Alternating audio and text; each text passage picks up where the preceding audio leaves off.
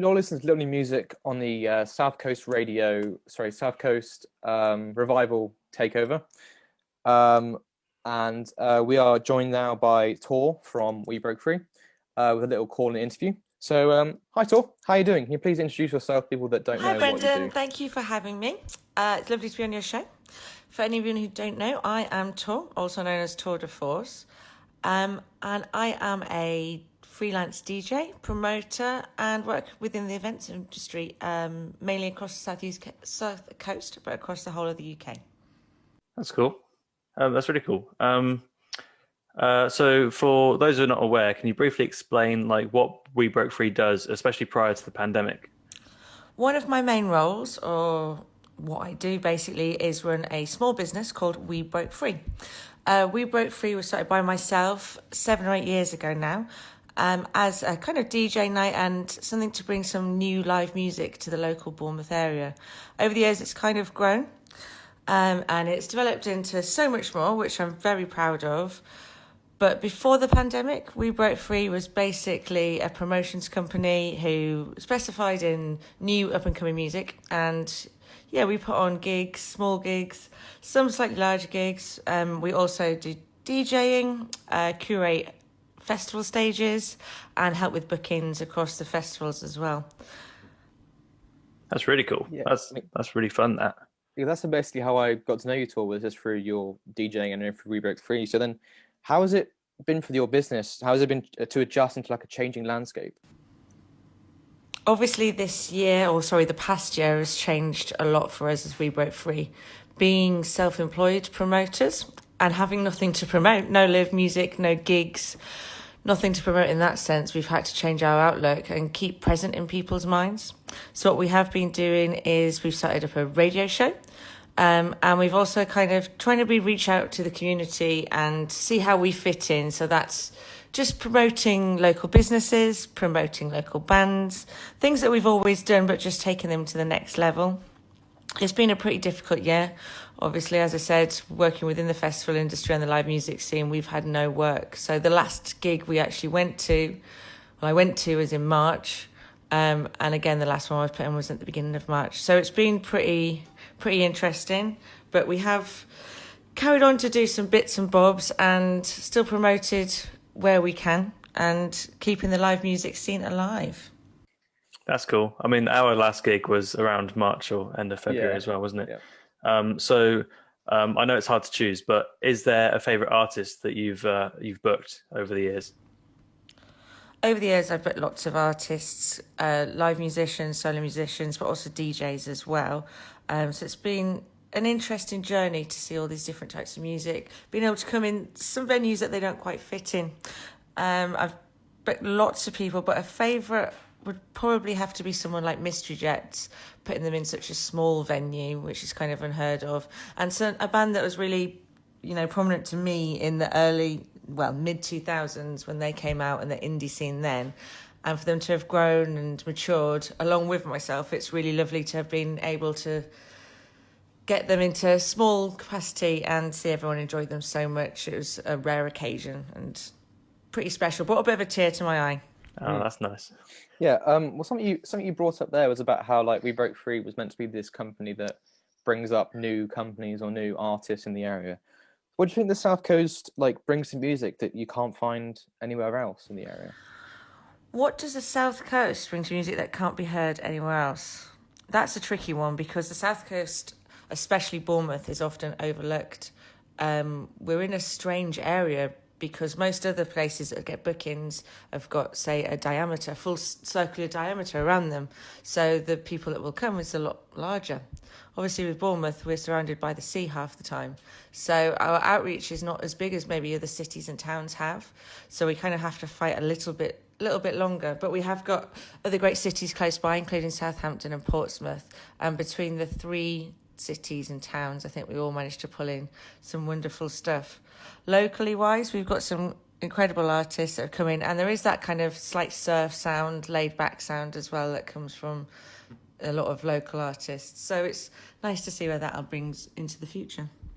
That's great. Independent Venue Week was last week, and one of Brendan and I's last gigs was D-Mob Happy. I know I said Frank Carter and the Rattlesnakes, but actually, we went to see D-Mob Happy at 60 Million Postcards towards the BH2. Is it the complex in Bournemouth? Yeah, around there. In January. So, why, in your opinion, do you think that it's more important to support independent venues? I'm really glad you've asked me about Independent Venue Week because it's something that's so important to myself. I am the Southwest Region Manager for Independent Venue Week. I've been that for 3 years now.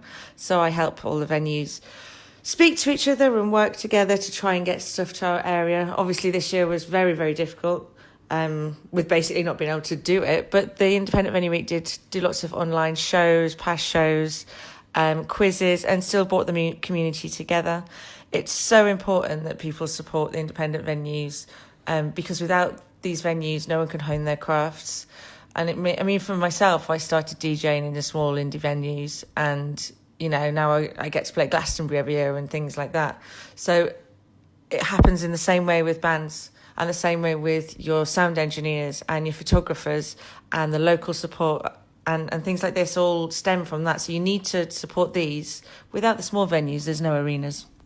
Yeah, no, that's very true. 100%. Yeah. We really wanted to touch on the lockdown community radio that you started up again this lockdown. It's such a great thing. And how's it been going back to that once again in this lockdown? So going back into another lockdown, we've started doing our show. We broke free doing a show on lockdown community radio again. We were a bit unsure whether we were going to do it or not at first, as it's quite difficult to stay positive and keep promoting positivity in times like this. But that's what we want to do. We don't want to look back on things negatively, and we don't want to keep nagging on about what we're missing. But we do want to explain how great our community is and how strong it keeps being and how many people have been in touch with us and how many people have got new music and things like that. We need to keep going as everyone else does. There's no reason why we can't. Yeah, we might not be able to get our gigs and get our money anymore, but we've still got the passion and belief. But it has been difficult, but we are enjoying it. It's a bit of a slow burner, so we do like reaching out to people and getting people involved as well. That's lovely. So, Brendan, I think you got the next question. Or have I got it? No, I've got it. What's the... Sorry, the name's on there. All right. So what's the main thing that you hope your audience is getting from the lockdown community radio? The main thing we want from the audience from the lockdown community radio is essentially, the words are there, it's community. We miss peanut sweaty gigs. We miss standing next to someone and singing the words to something.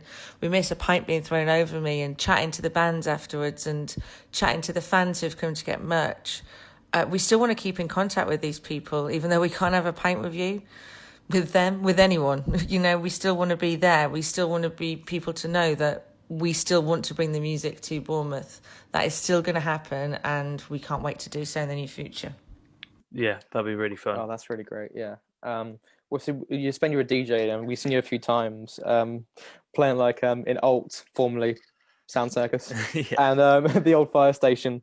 What's one thing that you miss most about DJing live events that you hope we just get to see really soon?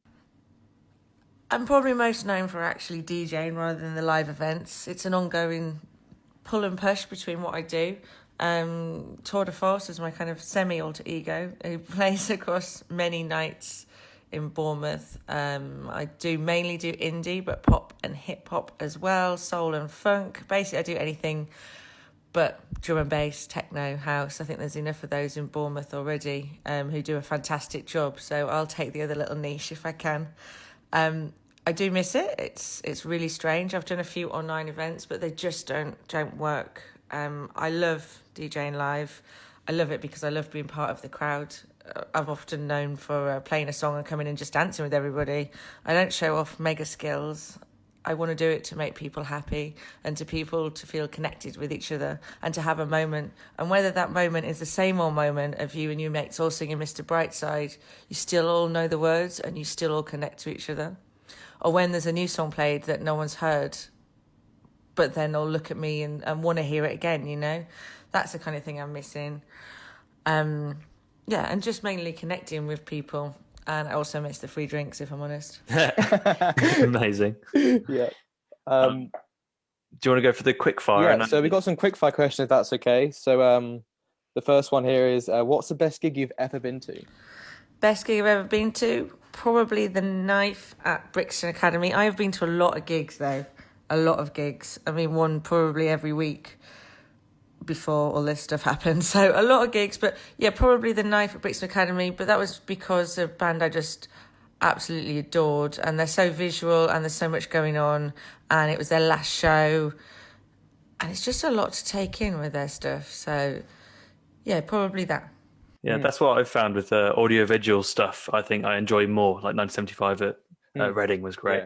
Yeah, 100%. So then it's, what's your favourite album of 2020?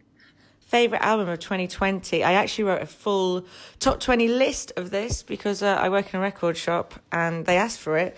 But quickly off the top of my head, Sports Team, Magic Gang, Sylvia Nesso, Dua Lipa, Gorilla's new album, Heinz. Actually, in The Weeknd's new album is really good. Lots of garage on that. I could probably keep going. I shouldn't. I was asked for top one. Top one, probably Sports Team or Magic Gang. Amazing. Sports Team. I think I've listened to a little bit recently. Sports Team, yeah, it's great. And then it's so what track have you got on repeat currently on your phone or anything? Track I've got on repeat is probably Tilly and the Wall, Beat Control. It's just so optimistic and positive and bouncy and really not serious at all, which is sometimes exactly what I like. That's good. Nice. And then finally, vinyl or cassette? Ooh, vinyl or cassette? Well, I work in a vinyl shop. Quick plug, Vanilla Records in Folkestone. They also do online sales and a collection, so you can collect them. But yeah, vinyl, I'm definitely a vinyl collector. However, I do have a cassette tape tattoo, so that's a bit of a weird one. That's awesome. Nice. Thank you so much, Tor. Thank you. Yeah, thank you so much. Thank you so much for having me. And I hope to speak to you again soon. Cool. See you soon. Thanks. Bye. Great.